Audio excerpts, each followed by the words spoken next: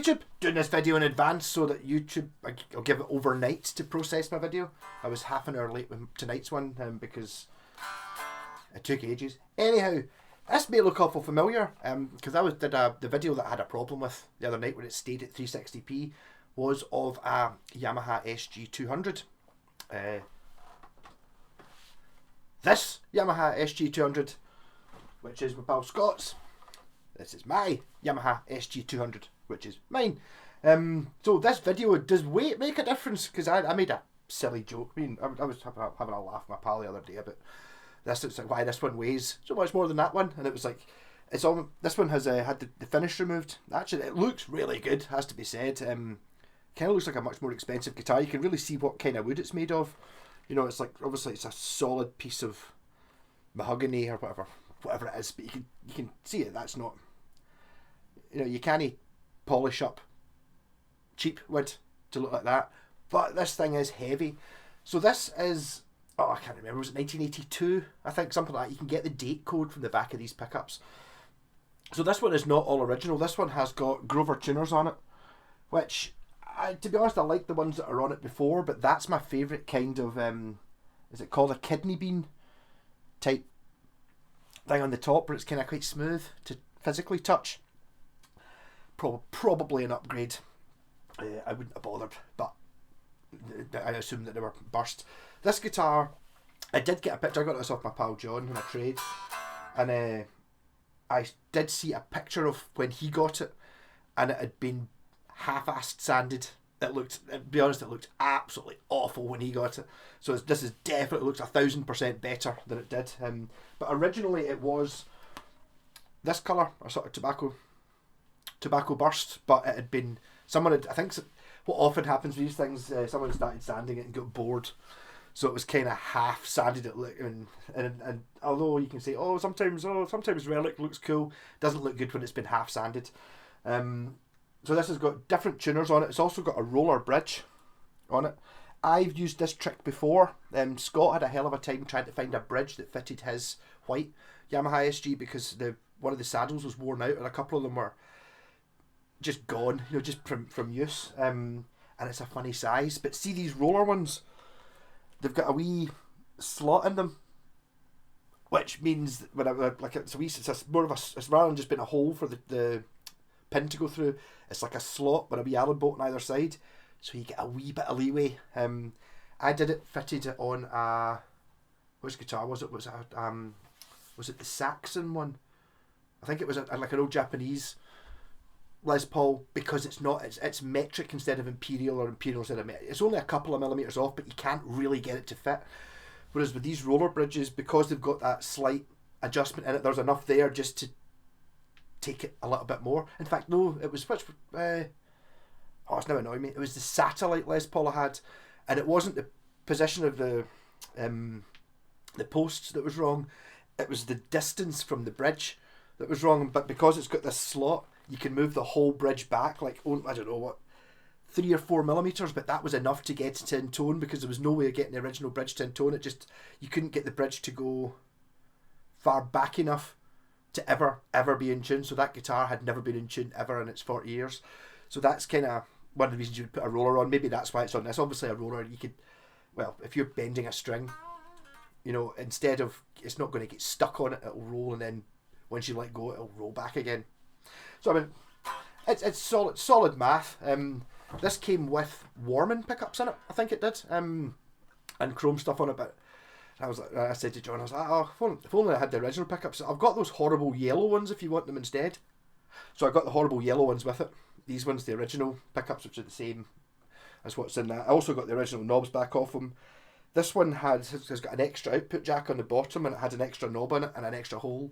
So this one does have a coil choice switch. So in the middle, it's as it was normally, and then if you push it up the way it gives you, I can't remember either, I think it's the outer coils, and if you push it down the way, you get the inner coil. So it's like a coil split. And I changed that knob, so it's now got the jack socket on the front, which I much prefer, but equally you can use the other jack socket if you really want to for better lines. But that looks like the guitar's not plugged in if anyone sees it. Well, I suppose you can stick it into 2 amps if you really wanted to. Getting a bit of falling off of this. I found another curly leads through my big box of broken leads. So I've now got a black curly lead as well. So it's like when I'm playing gigs, I could double curly lead it. I could curly lead into the fuzz pedal and then curly lead out the fuzz pedal into the amp. Double curly. Should play the Move song Curly. I can't remember what that one goes like. As you drive the river pool, curly head is there. Great. Yeah. So. Yeah. I'm playing through. I'm still stuck on. Still using one pedal. I've got my original reissue from the 90s Rat pedal, big box with no light on it. That's it. Which has made my amp much more treblier. Because I think even though I was using so many pedals before, they were all off. I was only ever using one at a time, but the capacitance of just going through so much cable, really, even though they're all bypassed, it's still got to go through out a jack socket, in a jack socket, through the switch, bypass the switch, out the jack socket, in a jack, 20 times, or 10, I don't know, maybe it's maybe 8 pedals or something. I had that running through. Did seem to make a difference. But the main difference is this one weighs a ton. That one weighs normal amount. And when I say it weighs a ton, this doesn't weigh as much as Vulcan. It's really handy having that Vulcan hanging on the wall. I seem to be pointing at it in every video. It's like it's going to stay there just because it's good going. It's like, I kind of find it quite useful to go up here. Well, it's not an SG, and it's not a Strat. So maybe having an SG, a Strat, and that on the wall is kind of quite a good thing for my videos. Yeah, so I said that this had a litre of oil in it last night, which made it really heavy, but I think, and John was quite upset about it. It was like, oh, I really shouldn't, I was just joking, but I mean, it is heavy, so I'm going to weigh them, just, I did weigh them last night, but just to see if, it's one of those things you don't really know how much, so, I could weigh this one. First, this one comes in at, come on, reset, there we go. I'm hanging them off the tuner. Obviously good quality tuners. It is 3.5 exactly kilograms. So 3.5 kilograms. It's about normal. I think 3.5 is about basically what you would expect a normal guitar to be. This is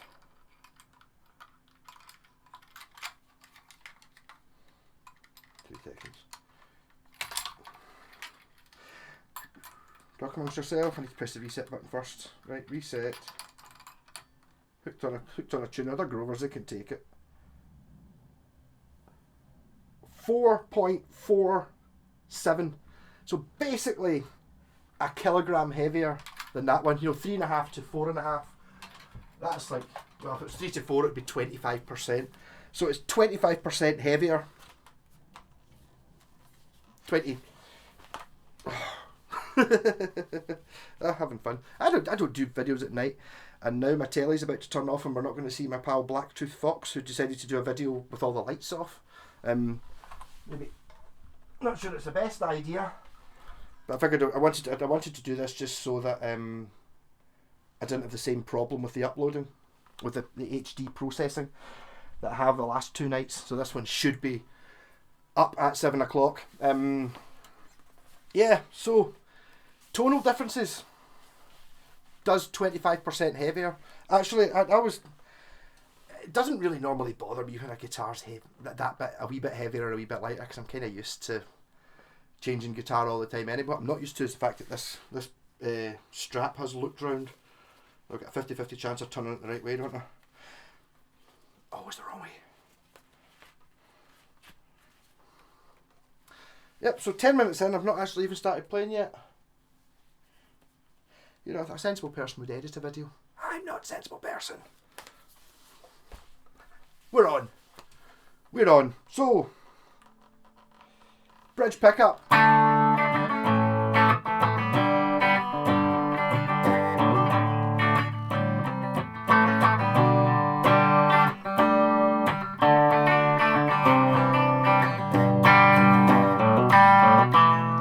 Both pickups.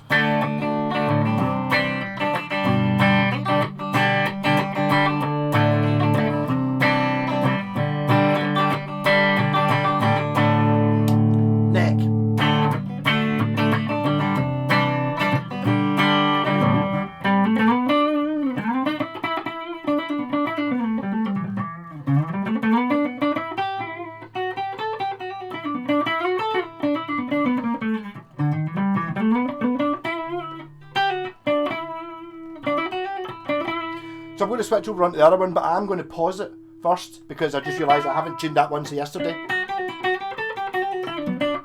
So swip guitar now. Yes, I did say swip there, don't know why.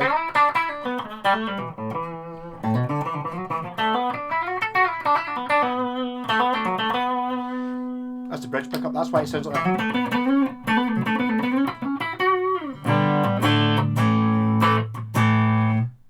Immediately this one seems much louder, but this one has got new strings on it, and also the pickups might be much closer. So it's not the volume necessarily.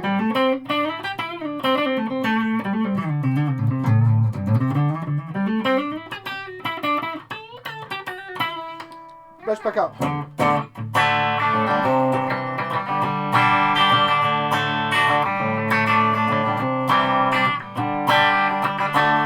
Both.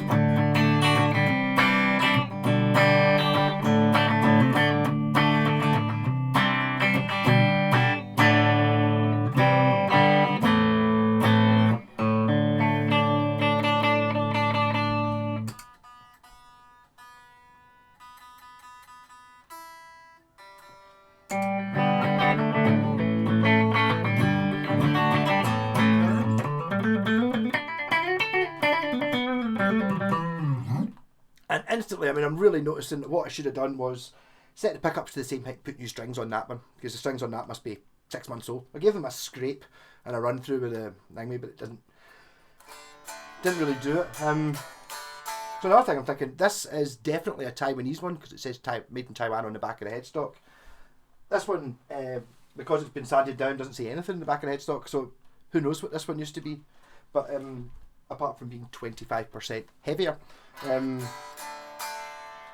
Scott has a tendency to put the pickups quite close to the strings. Maybe not. See, I kind of have them up to the volume because I tend to batter the guitar a little bit. My pickup, I've got to have the pickups a little bit lower so that they don't hit off them, you know, and click. Whereas these click, which makes a huge difference.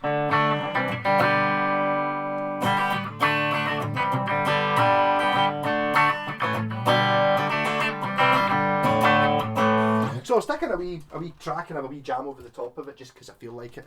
And when I've finished having a wee go with this guitar, what I'm going to do is I'm going to raise the pickups on that till they're almost touching the strings to see if that makes a huger difference. Although there's still a bit of a string disparagement.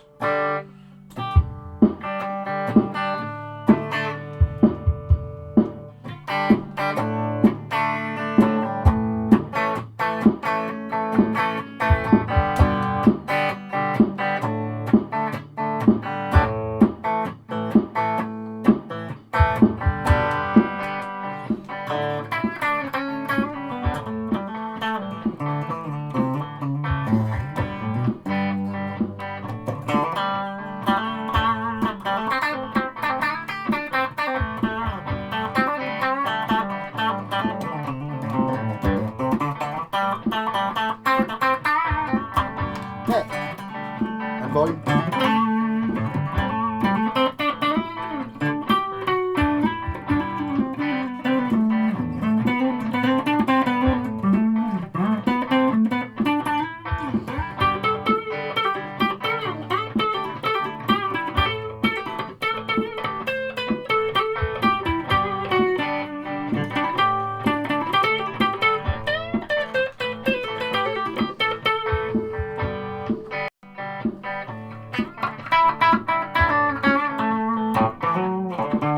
What a difference that made.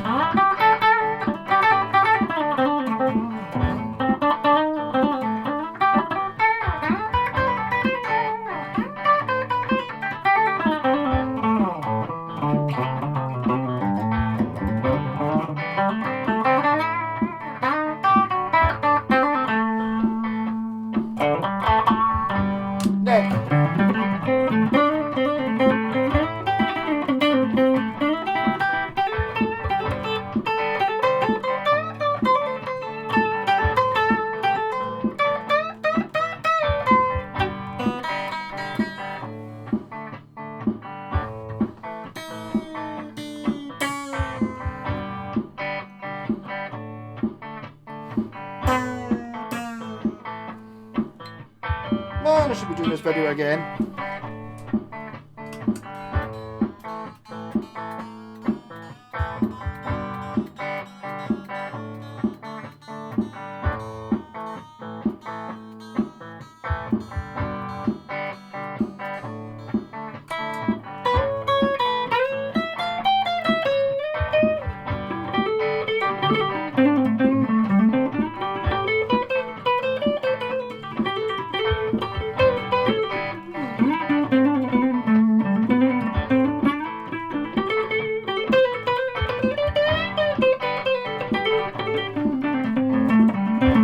So what had happened there was,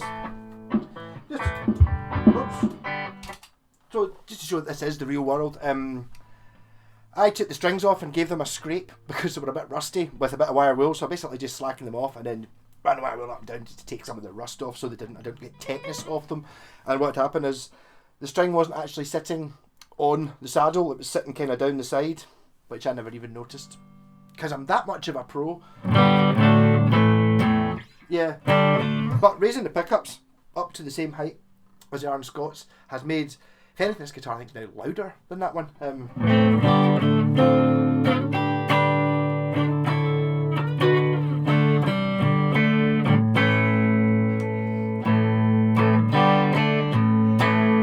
So I go for a bit of distortion. This video's just for a laugh anyway.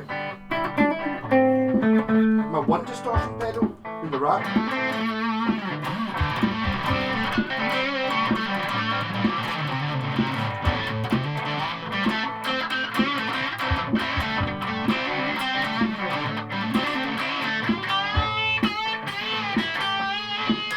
Bridge.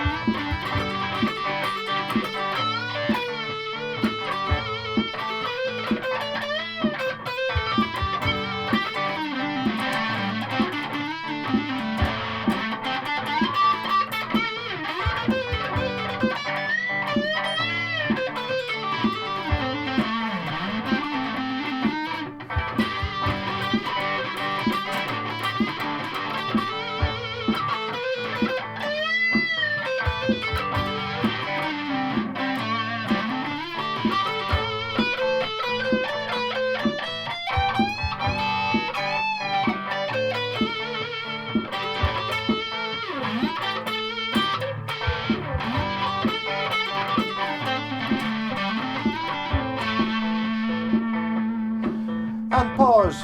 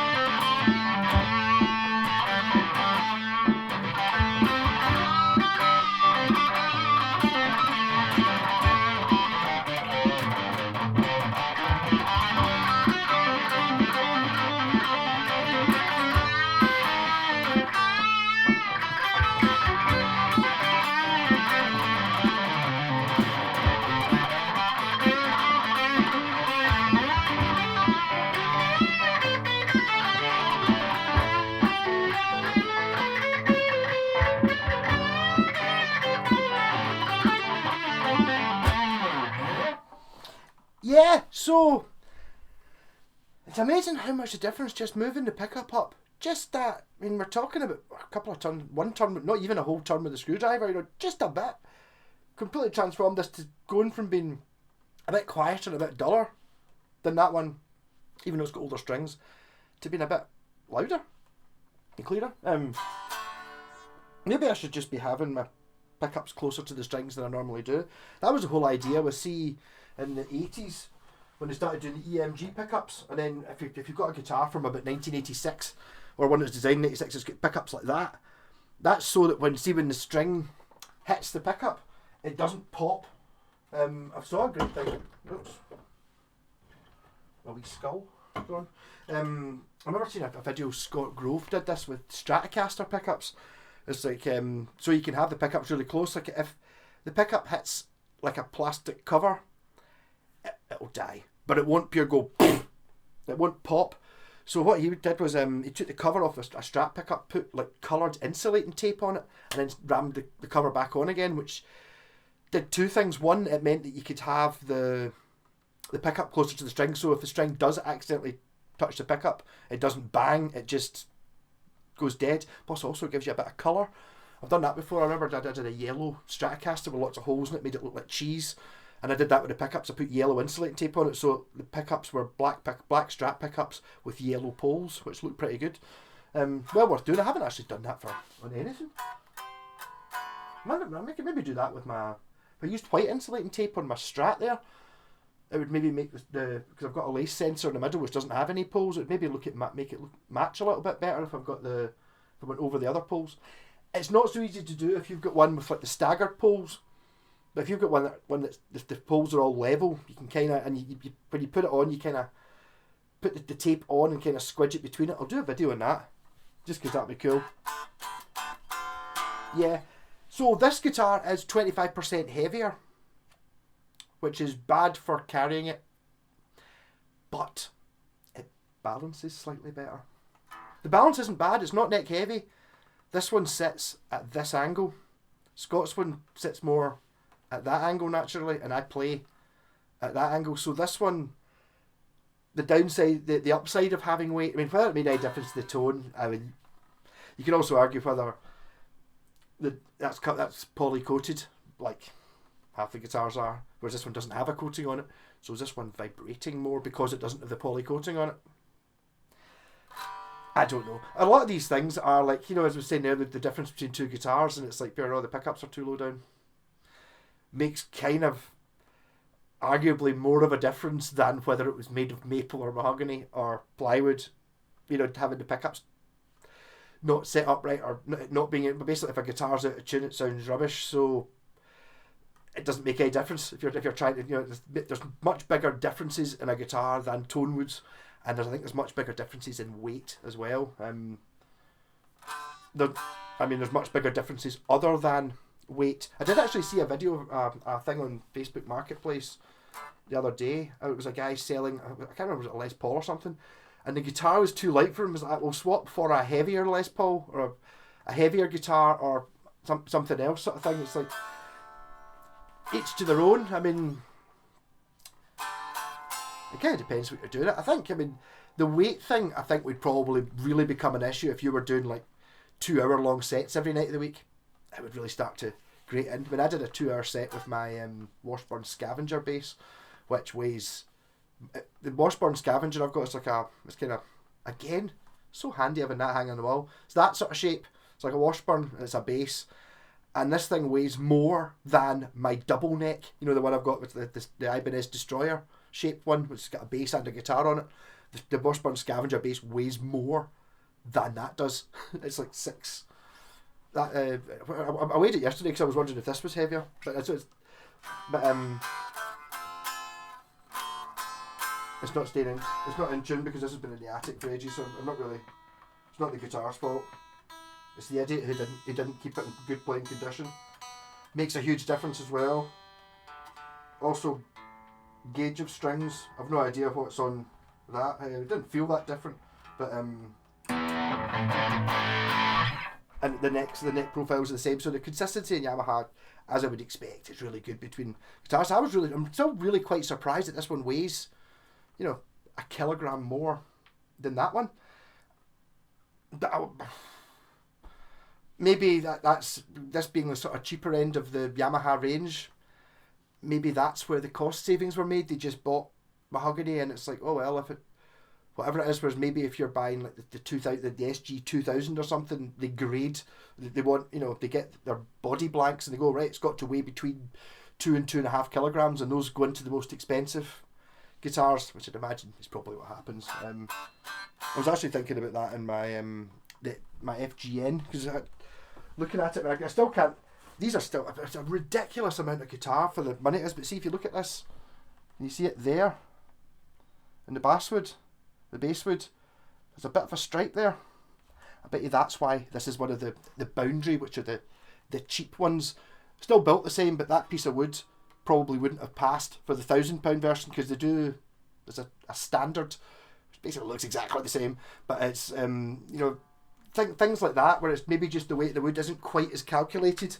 So I mean, it is cheaper because it's not been sorted out as much. Kind of the same idea I think happened with the.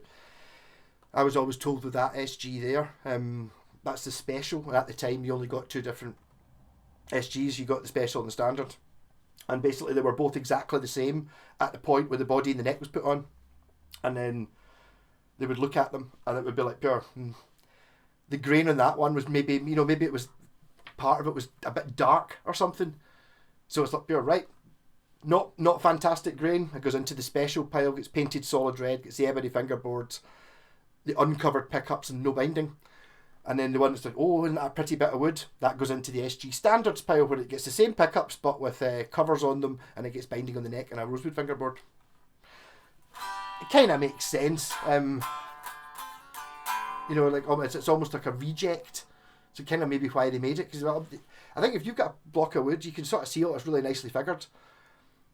But that's when it's a block. So you're going to cut that into the shape of a guitar, and then suddenly you might find that you uncover things. So maybe the really nice figuring that's on the top, when you start going into it, it's kind of like, oh, it doesn't really, you know, it goes into a dark bit and looks a bit rubbishy.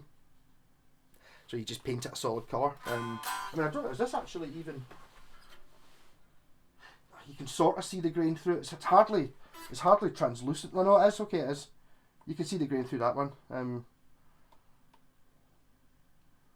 And even looking at it, I don't know if you could tell if it was the same type of wood. It definitely pops an awful lot more on this.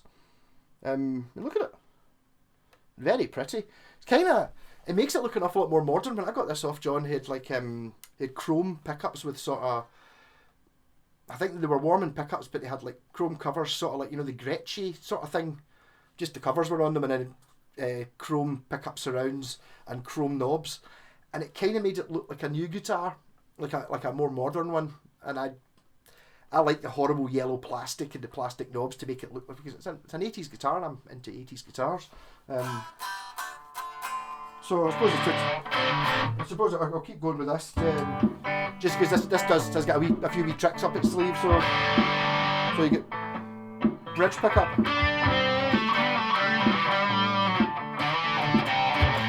and then we've got coil split.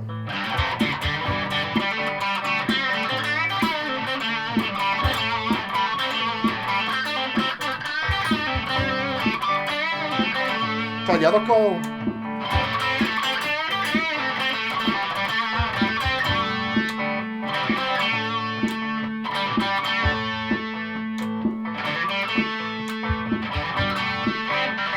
That's me trying to work out which coil it is I'm listening to. I mean, that's a humbucker.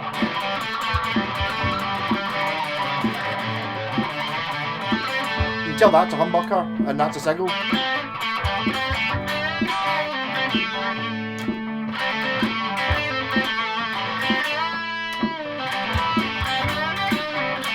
You are only moving the pickup from that coil to that coil, but it's not entirely obvious. I'm going to test it with a screwdriver. Right, I'll go into the middle coil and see the neck pickup, see if I can tell the difference. So, volume up full.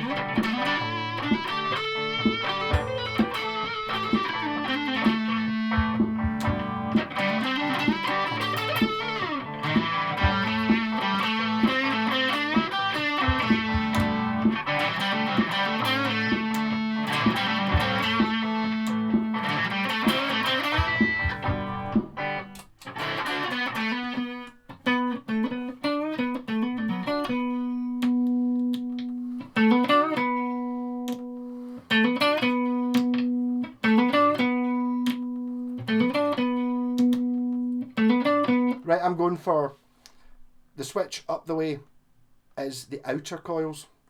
Going with the neck pickup, going to the bridge pickup, see if I still think the same. So I think this would be the outer coil. So this should be treblier. This should be this coil. And then when I switch it, it should be this coil. I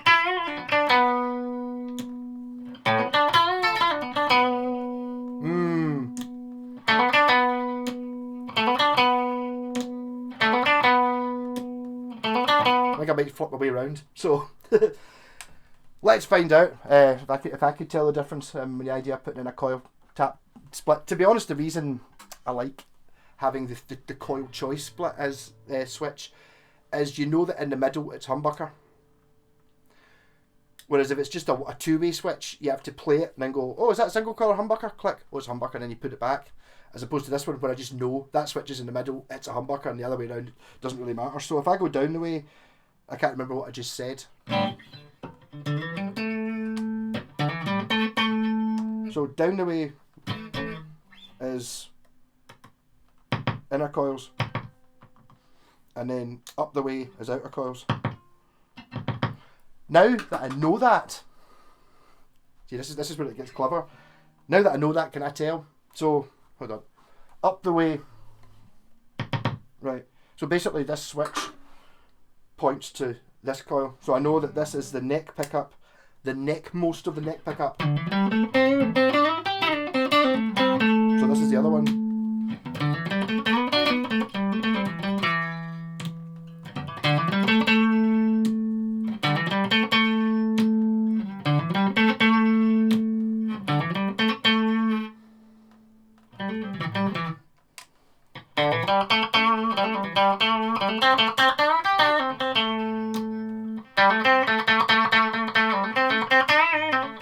See, now I think I can hear that that's the bridgemost coil.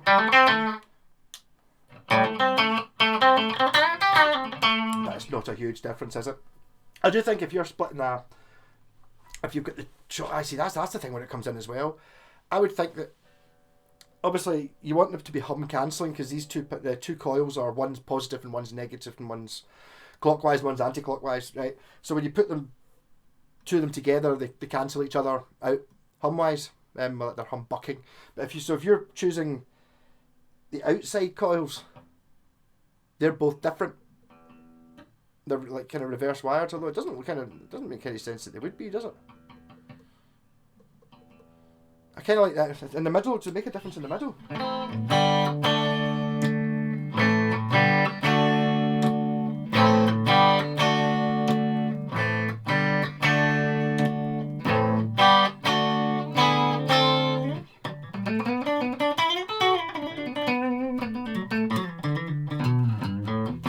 This is a really good guitar though. I need to give it another shot. I think the problem with this was because, unlike the Fuji Gen, which I was aware of and I kind of was thinking about for a couple of weeks and then getting ready for it, this one just came out of nowhere.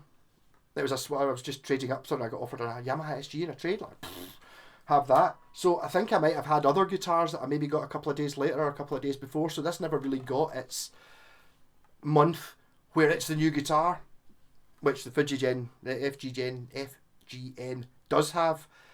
That's the element of it. It's on your head. You know what I mean? Also, it depends what it looks like, and I think I was thinking I much preferred this one just because I like shiny things. You know, it's like I'm that shallow. Shiny things better than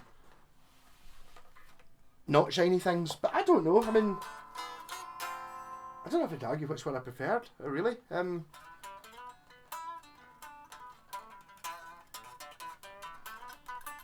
not enough in it to really be any different. Well, to be honest, if someone said which one would you rather have, this one or that one, I'd probably take that one just because it's shiny. But not if it's an awful lot more expensive, put it that way. Rocking. So what am I doing tomorrow? It could be an interesting video. I wonder if Scott was meant to be getting an FGN in, so I might be, it's possible I'll be over there seeing his new guitar. I'll take mine with me as well, making a wee FGN playing with them. And again, it's like, guitar's amazing. It's got straight frets. FGNs have got circle frets, and all these people, you know what I mean? I am. It's like Jimi Hendrix played with straight frets. You know what I mean? It's like, amateurs, all of you who don't have circle frets, because circle frets are obviously better. Rock on, catch you tomorrow.